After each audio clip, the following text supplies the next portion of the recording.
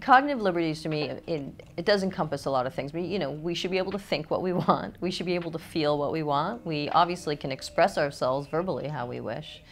I believe that we should be able to choose our own medicines and how we take them.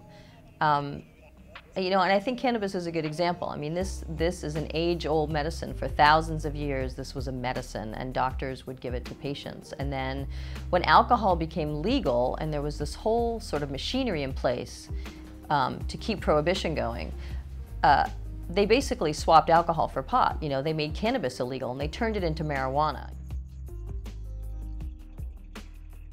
You know, the 5 schedules we have for drugs, Schedule 1, which is where heroin, LSD, and cannabis reside. Schedule 1 says that there's no accepted medical use for this drug and that there's a high potential for abuse. You look at something like cigarettes or alcohol, and they meet criteria for Schedule 1. You know, they're not medically used, and they have a high potential to be abused. They're not scheduled at all. You look at something like cannabis, it does have an accepted medical use. You know, 14 states and the District of Columbia think that there is a medical use. Our federal government itself thinks it's a medical use and dispenses it as a medicine to certain people. And our government has a patent out on the use of it medicinally. And yet they're saying that there's no accepted medical use. There's a high potential for abuse. Cannabis has a lower potential for addiction than cigarettes, heroin, cocaine, alcohol. So it doesn't meet criteria for Schedule 1, and it really needs to be rescheduled, and the AMA has asked for the medicine to be rescheduled, and over the years people have asked also. But you know, the whole way that drugs are scheduled in this country just doesn't make any sense, and I think it's much more political than medicinal. So I had everything a young girl could want, you know. I had the best weed in town, the best job in town. I was going to have a movie, I was going to have Atlantic Records. Jerry Wexler shook my hand, and 3 weeks later, John Belushi died.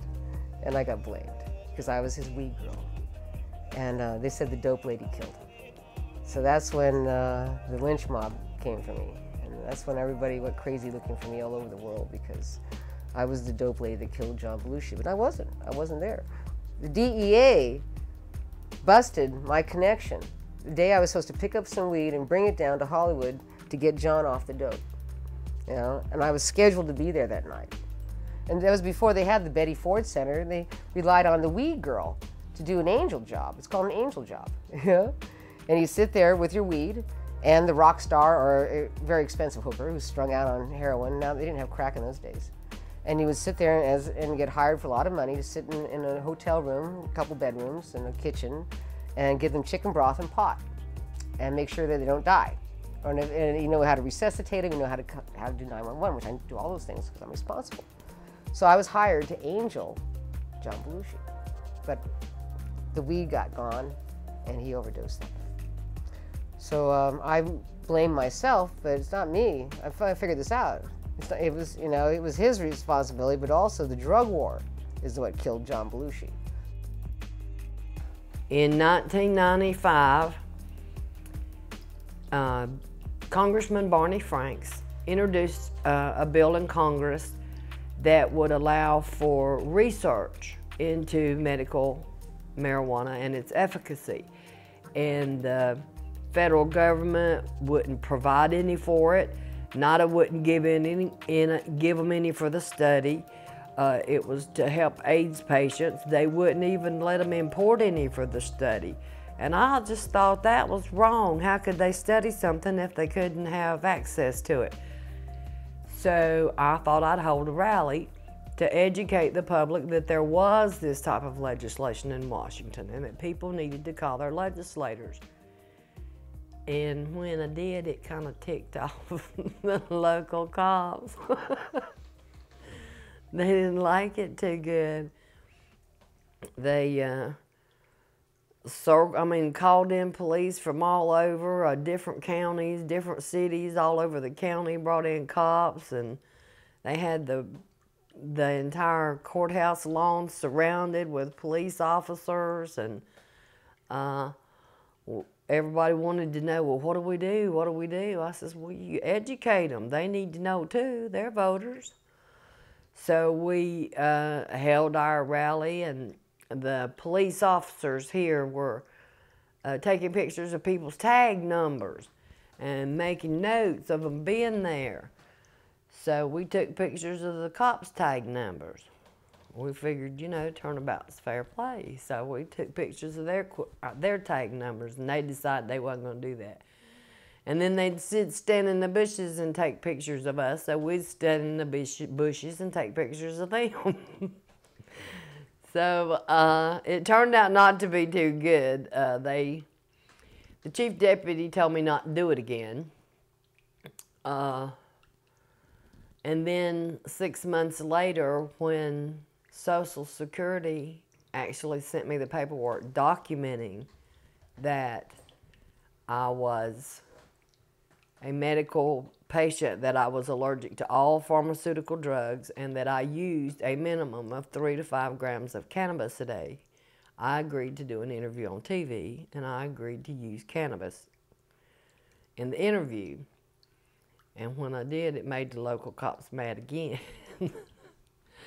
So they came to the house and they arrested me and they took our grow lights, and it turned out to be a lot of fun. Wound up getting the grow lights back, wound up writing a lawsuit and telling the county I was going to file it in federal court in Asheville. And they paid me $21,000 not to file suit.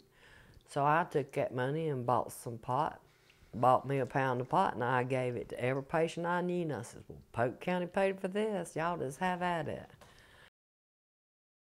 I joined the medical marijuana movement, the marijuana movement actually, the day I got beat up by the police for a pretty big sack of pot.